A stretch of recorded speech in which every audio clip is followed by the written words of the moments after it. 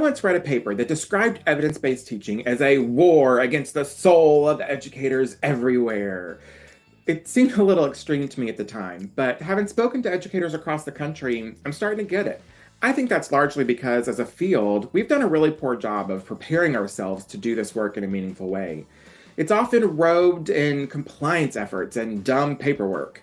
In this video, I want to discuss the 5 most common myths I hear about evidence-based education and do a little debunking.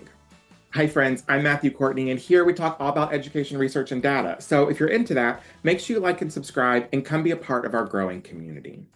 Okay, let's get right into it with myth number 1. Evidence-based education is just about reading research papers. One of the biggest misconceptions is that evidence-based education means spending hours poring over dense research papers in academic journals. And that's just not true. Evidence-based education is about much more than that. It's about using research as one of several tools to guide your decisions, not as the sole authority. Your professional expertise and your students' needs are just as important. Here's the truth. Research is a foundation, but not the whole house. You don't have to read every study or become an academic expert to apply evidence-based strategies. Resources like teacher-friendly summaries, respected educational websites, or curated research guides can give you the insights you need without overwhelming you. Think of research as a resource to inform your teaching, not a rule book. Myth number 2. It just takes too much time. Another common myth is that evidence-based education requires extra hours of work that you simply don't have time for. It's easy to feel like there's no room in your already packed schedule for diving into the research. We ask teachers to do a lot of extra things, and many of those things are simply the wrong things. But here's the deal. Using evidence-based strategies doesn't have to take over your life. The truth is that you can start small. Use resources that summarize evidence for you, like those from professional organizations or trusted educational blogs.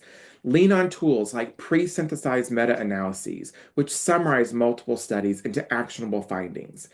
Even something as simple as integrating one evidence-based strategy at a time can make a huge difference in your classroom. Evidence-based education isn't about doing more work. It's about doing work that is more effective. Myth number 3. It limits teacher creativity. Some educators worry that evidence-based education puts them in a box, limiting their ability to be creative in the classroom. It can feel like following research-based strategies means that there's no room for innovation or personal flair, but that couldn't be further from the truth. As a former music teacher, creativity is really important to me. So here's the reality.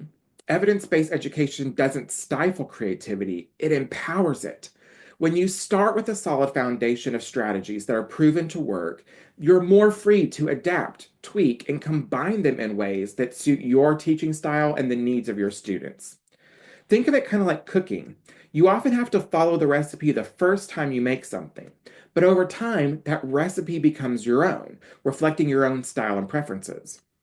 Evidence-based practices give you the tools to be both effective and innovative. Myth number 4.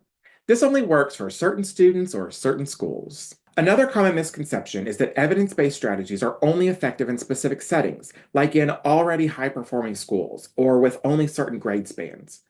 You might think, that strategy worked in a study, but my students are different, so it won't work here. This myth can make evidence-based education feel irrelevant to your unique context. But the truth is that evidence-based education is incredibly flexible. The best practices are designed to be adaptable so that they can meet the needs of a diverse classroom. A strategy that improves reading comprehension might look different in an elementary classroom versus a high school setting, but the core principles often remain the same. It's about starting with the research and tailoring it to your students, your environment, and your goals. Evidence-based education is for everyone. It's just a matter of making it your own. Myth number 5. It's all about data, not people. One of the most persistent myths is that evidence-based education is all about numbers, data points, test scores, and spreadsheets, while ignoring the human side of teaching and learning. It's easy to see why this misconception exists, but it's a major oversimplification. Here's the truth. Evidence-based education is absolutely about people. I always say that when we turn students into numbers, we have to remember to turn those numbers back into kids before we make a decision. Data is just one part of the equation. It helps us make informed decisions, but those decisions are guided by your professional expertise, the unique needs of your students, and the relationships you build with them. Evidence-based education values teacher and student voices just as much as it values the numbers. It's about finding a balance that lets you bring out the best in your students. The truth is that evidence-based education is a tool for every educator. It's practical, adaptable, and centered on making decisions that will benefit your students. So, what's next? Take a step toward busting these myths in your own practice.